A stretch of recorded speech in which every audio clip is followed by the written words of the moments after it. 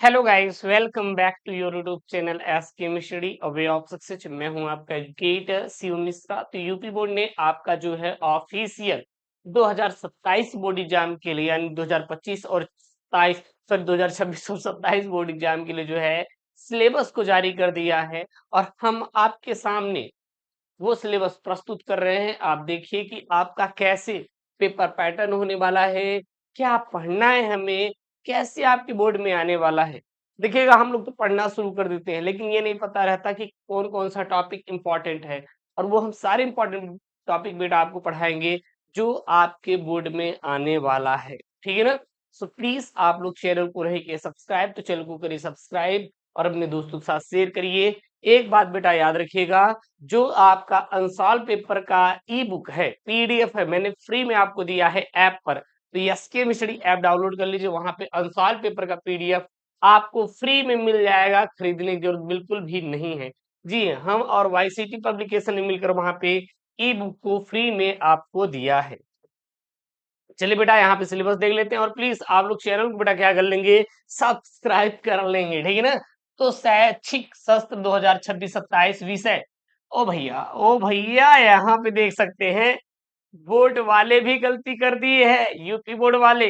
अगर हम लोगों से कोई गलती हो गई तो बोर्ड वाले उठा लेंगे हैं, लेकिन यूपी बोर्ड वाले यहाँ मिस्टेक किए, देख रहे बेटा। विषय विषय नहीं लिख पा रहे हैं भैया। विषय बेटा ऐसे विषय लिखा जाता है, ऐसे विषय लिखा जाता है भाई साहब, ऐसे विषय लिखना होता है। यूपी बोर्ड है बेटा, यूपी बोर्ड है कोई ना। रसायन विज्ञान कक्षा 12 प्रश्न पत्र बनाने की योजना। ठीक, सबसे पहला यहाँ पे है बहुविकल्पी आएगा, जो कि आपके रहेंगे छह बहुविकल्पी रहेंगे बेटा। हर एक प्रश्न आपका 1 नंबर का रहेगा, तो 6 नंबर का क्या रहेगा, पूरा पूरा बहुविकल्पी रहेगा। फिर यहाँ पे आपके 2 नंबर के 4 प्रश्न होंगे, तो 8 नंबर हो जाएगा। फिर 2 नंबर के फिर 4 प्रश्न होंगे, तो कितना हो जाएगा बेटा, 8 नंबर हो जाएगा। फिर 4 प्रश्न रहेंगे 3 नंबर के, हो जाएगा 12 नंबर यहाँ पे। फिर यहाँ पे रहेंगे 4 प्रश्न 4 नंबर के, तो 16 नंबर का हो जाएगा। उसके बाद क ख 2 प्रश्न रहेंगे 5-5 नंबर के, तो यहाँ पे 10 नंबर मिल जाएगा। फिर 2 प्रश्न रहेगा 5 नंबर के, 10 नंबर यहाँ पे मिल जाएगा। तो इस प्रकार से आपके रहने वाला है। और यहाँ पे ध्यान देना, जो न्यूमेरिकल बोर्ड में आता है तो कम से कम 8 नंबर के पूछे जा सकते, कम से कम 8 नंबर। मैक्स टू मैक्स कितना पूछा जाएगा मुझे नहीं पता, लेकिन कम से कम 8 नंबर का तो न्यूमेरिकल पूछा ही जाएगा, सवाल है। ठीक, उसके बाद यहाँ पर हम देखते हैं कुल आपके केमिस्ट्री बेटा, हम कह सकते हैं 10 इकाई है या 10 चैप्टर है। कितने इकाई है, 10 इकाई है, यानी कि बेटा 10 चैप्टर। कौन कौन से, सबसे पहला है बेटा विलियन। विलियन से जो नंबर बनने वाला है, 8 नंबर का सवाल बनेगा। वैद्युत रसायन से बेटा 7 नंबर का बनेगा। रसायन बल गतिकी से 7 नंबर का बनेगा। टी और एफ ब्लॉक के तत्व से 6 नंबर का बनेगा। उप संयोगी से बेटा 7 नंबर का बनेगा। हेलो एल्केन और हेलो एरिन से 7 नंबर का बनेगा। एल्कोहल फिनॉल ईथर से 7 नंबर का बनेगा। एल्डिहाइड कीटोन और कार्बोक्सिलिक अम्ल से बेटा 8 नंबर का प्रश्न बनने वाला है। एमीन से कितना, 6 नंबर का बनेगा। वहीं पे जैव अणु से 7 नंबर का। टोटल देखे तो 70 नंबर का प्रश्न बनने वाला है। तो ये आपके चैप्टर रहा, ये आपके 10 के 10 क्या रहा बेटा, चैप्टर रहा। अब यहाँ पे देखेंगे तो ये बोल रहा है कि 70 नंबर का आपका प्रश्न पत्र होगा। 30 नंबर का क्या होगा, प्रयोगात्मक परीक्षा होगी। यानी कि 70 में से 23 नंबर पास होने के लिए लाना होगा, प्रैक्टिकल में 10 नंबर पाना होगा, तो कुल 33 नंबर पास होने के लिए चाहिए। अगर प्रैक्टिकल में 10 नंबर से कम आपका अंक मिला तो फेल हो जाएंगे। लिखित जो परीक्षा होगी 70 नंबर की, पेपर देने जाएंगे। 23 से कम एक भी नंबर हुआ, 22 नंबर पा गए तो बेटा फेल हो जाएंगे आप। अब देखते हैं विलियन। सर विलियन में आपको क्या क्या पढ़ना है, आप क्या क्या बेटा विलियन में पढ़ेंगे। देखिएगा, विलियन में जो पढ़ना है, विलियनों के प्रकार पढ़ना है। ठोसों की द्रव में विलियन की सांद्रता को व्यक्त करना। गैसों की द्रव में विलेयता, ठोस विलियन, अणुसंख्य गुणधर्म, वाष्प दाब का अपेक्षिक अवनमन, राउल्ट का नियम, क्वथनांक उन्नयन, हिमांक का अवनमन, परासरण दाब, अणुसंग गुणधर्मों द्वारा आणविक द्रव्यमान ज्ञात करना, असामान्य आणविक द्रव्यमान, वांट हाफ गुणांक, ये सब आपको पढ़ना है। फिर वैद्युत रसायन में क्या क्या पढ़ना है, ऑक्सीकरण, अपचयन अभिक्रियाएं, वैद्युत अपघटन विलयन की चालकत्व, विशिष्ट एवं मोलर चालकता, सांद्रता के साथ चालकत्व के में परिवर्तन, कोलराउस का नियम, वैद्युत अपघटन और वैद्युत अपघटन के नियम यानी जिन, और फिर सूक्ष्म सेल, वैद्युत अपघटनी सेल, गैल्वेनिक सेल, सीसा संचायक सेल, सेल विद्युत वाहक बल, मानक इलेक्ट्रोड विभव, नष्ट समीकरण, रासायनिक सेलों में इसका अनुप्रयोग, गिब्स मुक्त ऊर्जा, सेल के ईएमएफ इलेक्ट्रोमोटिव फोर्स में परिवर्तन के मध्य संबंध, सेल ईंधन सेल संक्षारण आपको पढ़ना है। उसके बाद रासायनिक बल गति की जो बेटा इकाई 3 है, इसमें क्या क्या पढ़ना है, अवक्रिया का वेग, अवक्रिया के वेग को प्रभावित करने वाले कारक जैसे सांद्रता, ताप, उत्प्रेरक, अवक्रिया की कोट और आणविकता, वेग नियम, विशिष्ट दर स्थिरांक, समालित वेग समीकरण और अर्ध आयु। अर्ध आयु में केवल शून्य और प्रथम कोट अवक्रिया के लिए पढ़ना है। संघट सिद्धांत की अवधारणा, प्रारंभिक परिचय और गणितीय विवेचना इसमें नहीं पढ़ना है। उसके बाद संकीर्ण ऊर्जा और आरोहणीय समीकरण पढ़ना है।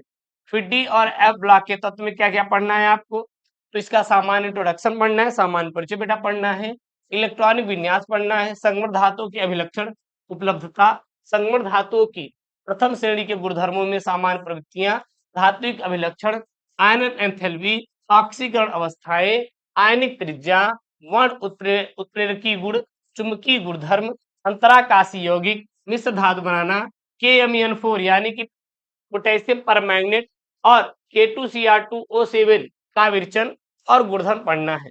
फिर इसी में लैंथेनाइड और एक्टेनाइड भी पढ़ना पड़ेगा। लैंथेनाइड में क्या क्या पढ़ना है बेटा, इलेक्ट्रॉनिक विन्यास, ऑक्सीकरण अवस्थाइन का, रासायनिक अभिक्रियाशीलता, लैंथेनाइड आकुंचन और इसके प्रभाव पढ़ना है, जो कि मैं पढ़ाऊंगा।